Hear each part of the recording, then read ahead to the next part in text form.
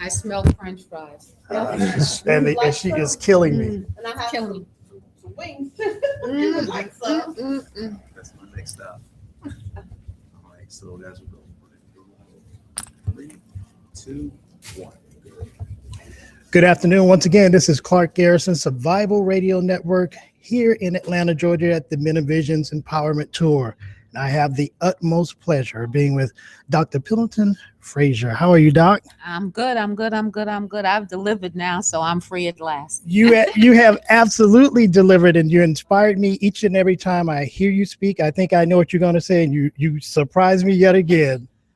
I surprised myself because, like I said, part of that energy, I always prepare as an educator and a scholar, but the energy comes when I walk in the room. So the download, and so I'm saying this to other speakers, the download comes at that moment, and you have to be very receptive because the best part of the good is about ready to happen. So you have to stay connected. Much of what you talked about, you hit a lot of points, but the gist that I got is that we have some work to do. And not only do we have some work to do for our future, we have to some work to do because our ancestors put us here to do that work. Exactly. Like I said, shed blood has a purpose. Never in history will the leaders, not in the case of Christ, not in case of Mahatma Gandhi, not in case of Martin Luther King, not in the case of Malcolm. Shed blood is is is the liquid that coats the path that the people are to follow for the person that shed the blood. It's never for nothing. It's never for nothing. So if there's any blood in our history, that means we got a path to follow because it's been lubricated with the DNA and the precious life force of our people. Why would we not go there? Wow. Why would we not go there? What would we be waiting for? Have we not had enough that have died before us? We have enough. The sacrifice has been met. Indeed. It's been met. We don't need one single black person to die so that we can feel the power. Enough have gone before. We feel, I know I talk to a lot of younger millenniums as well as my age group, the Generation X. Mhm. And many times we feel uninspired. We don't feel like we're empowered because main society tells us we aren't but a minority here in the United States. And we should be happy with what we have. Everything you talked about belies exactly that sentiment. I'm curious where you got that strength from and knowledge.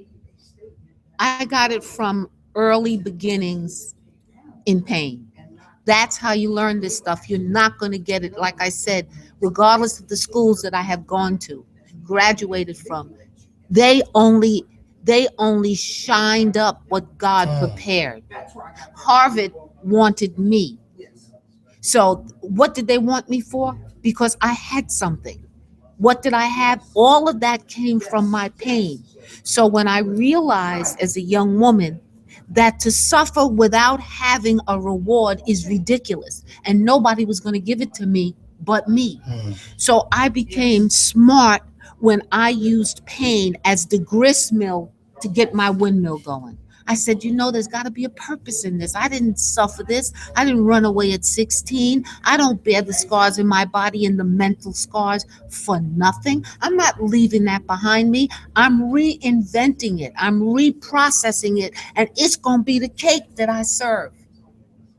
Wow. Well said. Hey, Doc, I want to also thank you for being an infiltrator for us. You have done us some service in doing that. Thank you so much. Okay. From Survival Radio Network. My pleasure. Thank you. Yes, ma'am. Thank you. Thank you. I will make sure that you get it. Can we have one picture with you, Doc? Oh, yes. Oh, Okay. yeah. All right. As we call 1, 2. There's nothing wrong with that. But Thank you so I very have much. to give you my address. My I'm email about to address. get that right I'm now. right outside. Okay. Okay. Thank you, doctor. Oh, sure. give me those yellow shoes. Thank you, sir. Hey, no problem, sir. Look like brother, just in case somebody calls it. Let's see if I can get that. Let me try to be brief.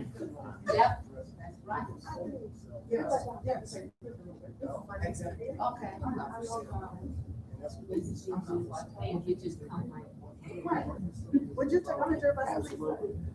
And guess what? They, you know, we don't, hold on that. And I will report it. So I say, listen, they don't make no money off of dead. Okay, thank you very much. And I appreciate it. So what did you go for? What exactly did you talk Give me a about? refrigerator. Special education. Yeah. Yeah, right. So they play no. Thank you, sir. Don't let your trauma get you into drama.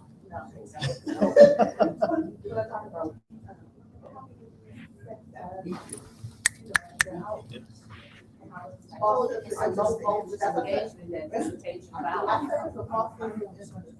Oh, I don't even say that. It's a lot opposing this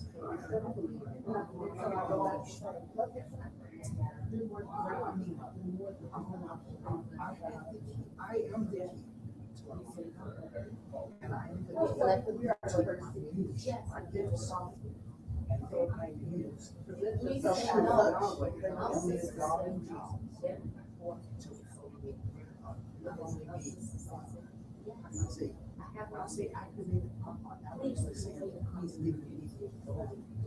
And they don't say to the lack of standards.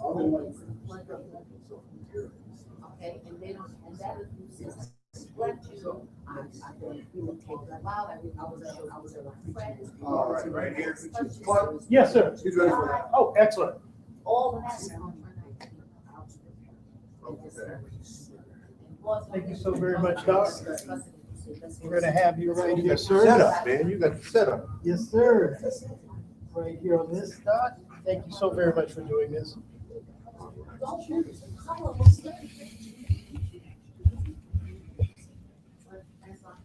And we're gonna be right here at this camera. This is Clark Garrison, Survival Radio Network here at the Men of Visions Empowerment Tour. I call it Worldwide Tour because we have the one and only Dr. George Frazier here. It's a pleasure to finally meet you, sir. Oh, my honor. Thank you for all the good work you do, being a community drum and keeping our people connected and informed. That's really what our life has to be about going forward, is to connect the dots. And we do it through effective communications. We do it through telling our own story, which is really what you're doing. You're allowing us to speak to us and to speak to our truth and to speak to our power. And this is awesome and this is powerful, and we love you for that. Thank you so much. I've had the pleasure of interviewing you on my show, but I've always wanted to talk about, and you talked about talking about our power. You advocate for our power and have been doing so for many decades now. In your guesstimate, are we getting better? Yeah, it's a double-edged sword. It's the best of times and the worst of times. Black folk are in a position to exercise on ideas and businesses and wealth building strategies like we've never had before. There's just no question about that. There's unlimited opportunity out here, in spite of racism. Right. And certainly racism is alive and well. It will be, I think, for the next 150 Wow. years, but it is critical that we think as Black people that we must succeed in spite of racism, because if you use racism as a reason to fail, you're going to fail because there is racism. Therefore, racism wins and you lose. So the upside is that there is enormous opportunity, more opportunity than we are prepared to take advantage of. The downside is because of the lack of proper leadership, we have slipped into darkness. We have slipped backwards. If Dr. King were to come back here today, nearly 50 years after his death, he would pimp slap Black people. We're at the bottom of every single statistic that matters in America. right? And we have slipped backwards. And so if the fish stinks, look to the head, right? Look to the Absolutely. head. It's leadership, leadership, leadership. The great Peter Drucker said it best. The great management guru Peter Drucker died about 95 years old and a couple of years ago. And he said it best. He said there are only two things that happen naturally in communities and organizations, right? Right. And that would be conflict, confusion, and underperformance. Everything else takes leadership. So the only three things that happen naturally without leadership is conflict, right? Confusion and underperformance. Exactly what we Everything have. else requires, which is exactly what we have. Everything else requires leadership.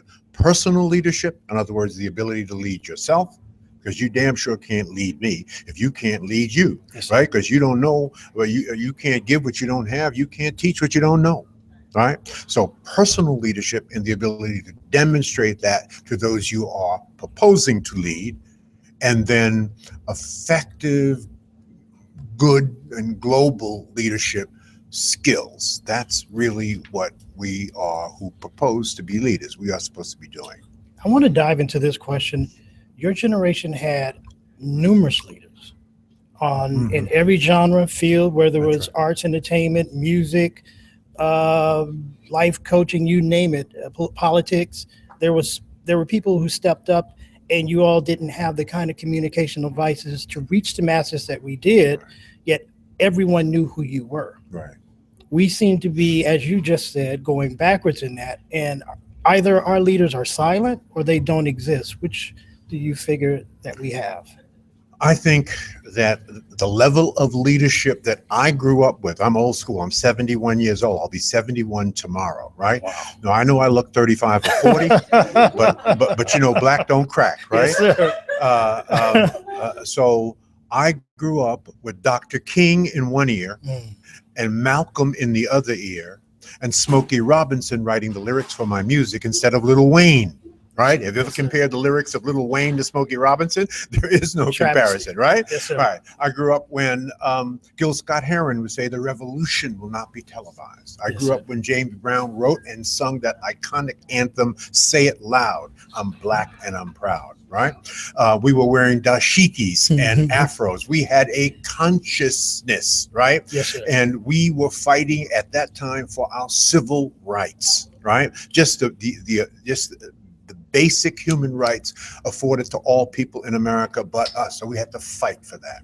So we had a sense of purpose. We had a sense of who we were. We had a sense of our modern day history, which is really slavery. That's 400 years, right? Yes, sir. We talk about slavery a lot, but that's just 400 years, which is just a bump in the road of Africans in the world.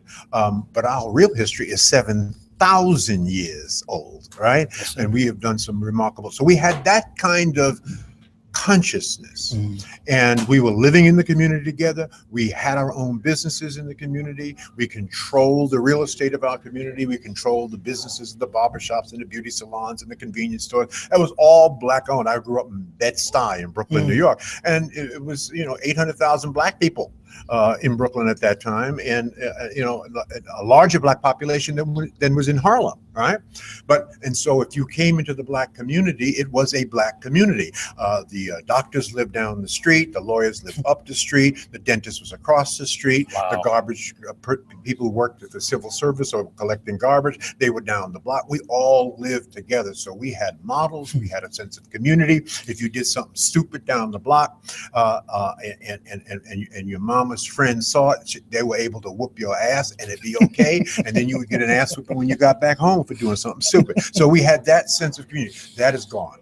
Yes, sir. And we have to revive that because, as we say, the common African proverb, it does take a village to raise a child. It takes a community to raise a child. So getting back to that, getting back to the basics, that's really what we're talking about. This is basic stuff. This Yes, is stuff that has allowed us to thrive over generations. Getting back to that is the 21st century goal and objective. I'm going to talk about that in my speech this afternoon. Well, I'm looking forward to it, Doc. Thank you so much for taking the time with I us. appreciate you, man. Wow. Thank you. All right. Yes, sir. May I have a picture with you, Doc, just for a second? Oh, yeah. Oh, yeah, let's do this. This is a nice setup. Thank I'm you, gonna sir. take a picture of this setup. Thank you, Huh? sir. Really nice. All right, guys, we're going 3. 1, 2, 3. Logitech right in there. I love it. Got it. No, it's Thank you. amazing. Isn't it amazing what you can shoot with today and get it out to the entire Immediately. world? Real time too. Yes. This is actually live streaming on our TV That's channel. phenomenal, Yeah. right? I mean, and it's all, you put it all in your pocket. Yes, sir. Yes, sir. That's incredible. And you've taken full advantage of I called it the great equalizer. it. It is. Yes, sir. So keep preaching that. Thank you so because, much. This is huge. We're going to have the same situation at the Power Networking Conference. We will be live streaming the Power Networking Conference for the first time in 15 years. Wow. We won't start promoting it until tomorrow, May 1st. We begin promoting that's our live huge. stream. But we will. It's the first time in 15 years the whole conference will be live streamed to the world. Wow. All right. So this is to what you're already doing. Thank you, sir. That's awesome. Honor God is mine. bless you, man. Keep Thank you. doing it. Absolutely. Let me go get my cameras. I want to take a picture. Oh, yes, sir. Set up. Yes, All sir. right. We can stop it.